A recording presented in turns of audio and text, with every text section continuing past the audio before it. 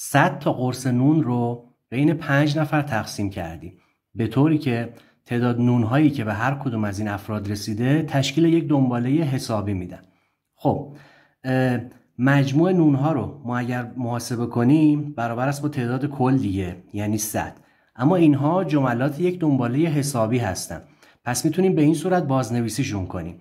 مثلا جمله دوم میشه T1 به علاوه D، جمله پنجم میشه T1 به علاوه 4D.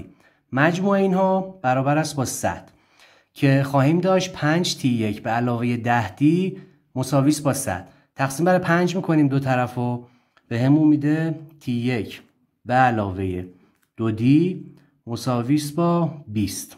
اینو فعلا داشته باشید.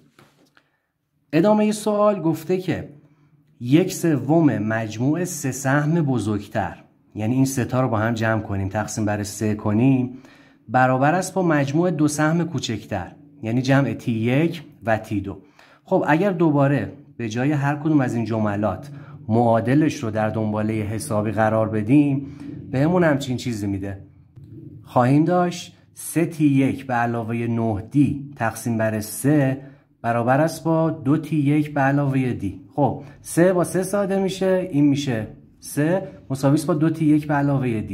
در نتیجه داریم T1 به علاوه 3D مساوی است با 2T1 به علاوه D. از این چه نتیجه ای میتونیم بگیریم؟ خواهیم داشت T1 برابر است با 2D.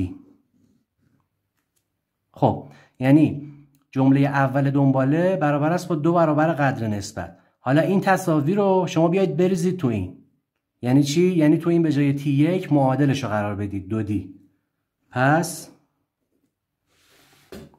خواهیم داشت 2D به علاوه 2D برابر است با 20. 4D شده 20. پس D چنده؟ D 5.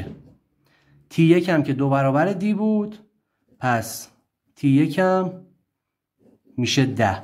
یعنی جملات دنبالمون عبارت خواهد بود از 10 15 20 25 و 30 که مجموعشون برابر 100 هست.